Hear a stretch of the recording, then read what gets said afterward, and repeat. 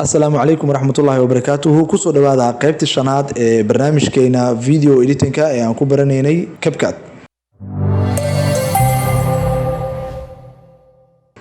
qaybtan maanta waxaa ku baran doonaa sida video looga saaro background-ka qaybta dambe video-ga sida looga saaro hadii uu yahay video-gaas video green screen ama blue screen ama hal color gadaal leh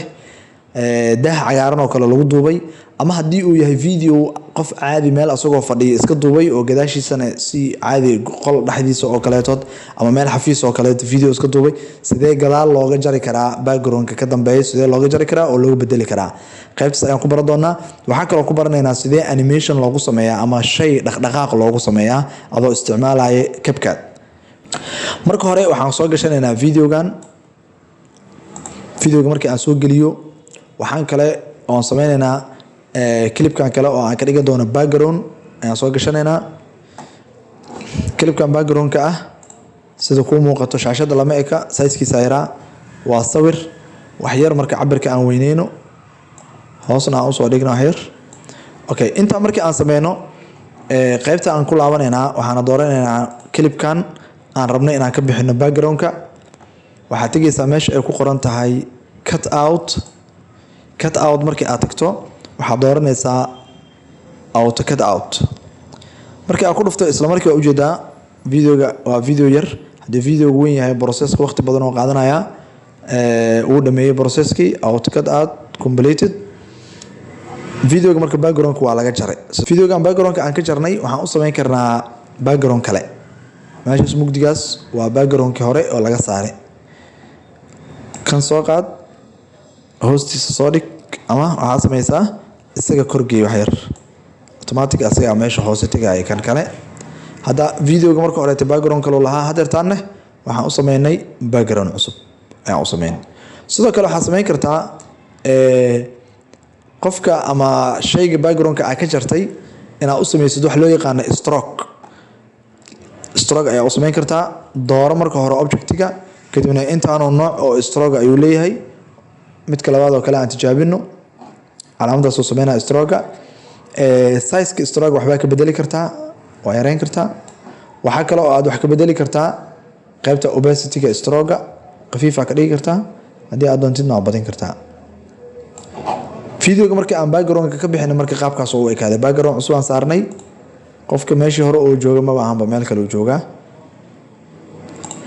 okay sidaas ayaa looga saaraa videoga background-ka hadii uu yahay video caadi ah hadii video background-kiisa uu hal color yahay sida midkan oo kalena qaabkee looga saaraa waxaa sameynaysaa marka hore videoga meesha soo dhigo isagana waxaan soo qaadanaynaa background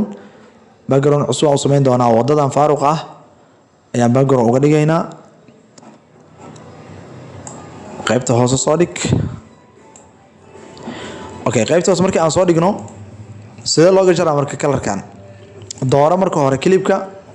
kadibna waxaa ku dhufataa cut out kadibna waxaa doorataa chroma key meeshan color picker ay ku qoran tahay calaamadan yar ee qalinka u eg dooro kadibna meel kamid ah colorka click si hadii aad colorka cagaarka aan ku dhufto cagaarka baxay madowga hadii aan ku dhuftana madowga baxay hadii aan colorkan ku dhuftana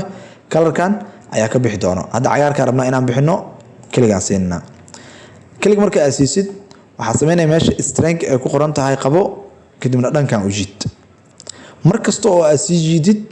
waxa ka sii baxayo waxyaabaha calaamadaha yar ee geesaha uga haray qaarkood laga yaabo fiidiyaasha marka meeshaas mareysaba inuu ka baxo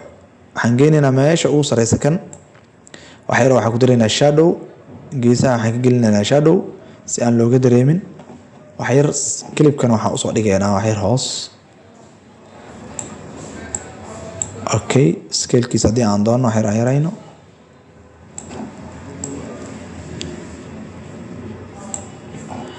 okay bali aan dhaho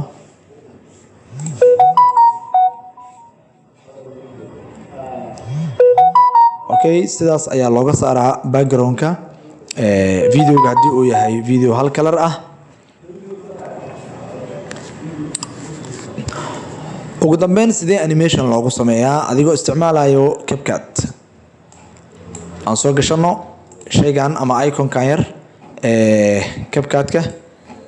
scale-kan wax yar iska yareynaa intaas oo kale okay sidee animation u sameyn kartaa marka animation marka la sameynayo waxyaabo fara badan la isticmaalaa waxa kamid ah scale waxa kamid ah position waxa kamid ah rotation waxa kale oo kamid ah opacity waxa ka bilaabeynaa scale adoo isticmaalayo sidee animation u sameyn kartaa animation-ka wuxuu ku xiran yahay wax loo yaqaan keyframe waxa sameynaysaa position-ka cursor-ka ay ku taagan tahay hadda waxa ay noo taagan tahay meesha ugu horeyso waxaan ku darsanaynaa wax loo yaqaan keyframe waxa kale ku siinaysaa geeskaas meesha kale ku siinaysaa calaamadaas kadibna wuxuu yeelanayaa calaamad yar oo geeskaas ka soo muuqanay scale-ka waxaan ka dhigaynaa meesha ugu hooseyso kadibna soo qabo cursor-ka dhowr second hore u soo dhaqaaji meeshaan waxaan ku dareynaa marka keyframe-ka kale anagoo aanan taabanin meeshaas ayaa sameyn karnaa haddii aad doontana waa taaban kartaa kadib aad property wax ka bedelay haddii kale iska dhaaf adoo aan taabanin property marka wax ka bedeshaba keyframe ku sameysmaa waa kaas calaamadan keyframe meesha waa yeelatay meeshaana keyframe ayaa subsan okay cursor-ka gadaal u celi marka kadibna video-ga baleyde waxaad arkaysaa inaan u sameynay animation inaan u sameyn okay animation-ka noocan waxaa loo yaqaanaa scale sidoo kale waxaan sameyn karaa inaan movement u sameyn ama dhaqdhaqaaq cursor-ka meesha oo waxaa noo geynaysaa keyframe-kan dushiisa noo geey meeshuu ku dhammaanaya animation-kaas kadibna waxaa doorataa position isagana waxaa noogu yeeshaa keyframe kale keyframe-ka kale aan dul saarnay waxaan sameynaynaa marka dhowr second intuu soo dhaqaajihaynaa kadibna position-ka ka bedel dooro marka hore frame-ka hoos u soo dhaqaajinay ilaa intoo kale keen okay fiir marka waxaan saas ku sameynay laba animation oo kala duwan mid scale ah iyo mid position ah position-ka ku soconaynaa mar kale intoo kale geey kadibna kor u dhaqaaji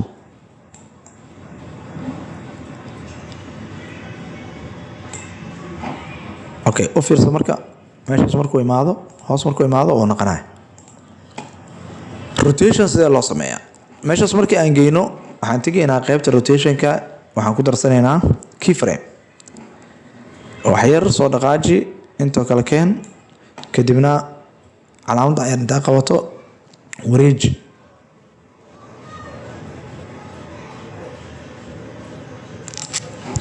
fiiri marka okay rotation-kana sidaas ayaa loo sameeyaa marka rotation-ka sameyno ugu dambeyn waxaan sameyn karnaa wax loo yaqaano opacity-ga ayaa wax ka bedeli karnaa opacity-ga waa object-ga ama shayga qaabka u muuqanayo inaad si khafiif ah ka dhigto iyo inaad si fiican ah usoo muujiso isagaan tegaynaa waxaan leenahay keyframe noogu dar meeshaas soo noo joogo wax yar noo soo dhaqaaji ilaa inta noo keen kadibna opacity-gan 0 gey meeshaas markuu imaado inuu waxaa la rabaa qarsoomo baleyde